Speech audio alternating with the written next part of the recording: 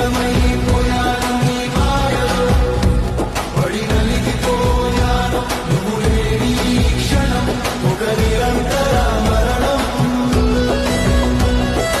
ఎందుకు ఈ దగా, ఎందుకు ఈ అన్యాయం, నీ గుండెలో నిలువునా రగిలేది ఆవేదన మంటలే.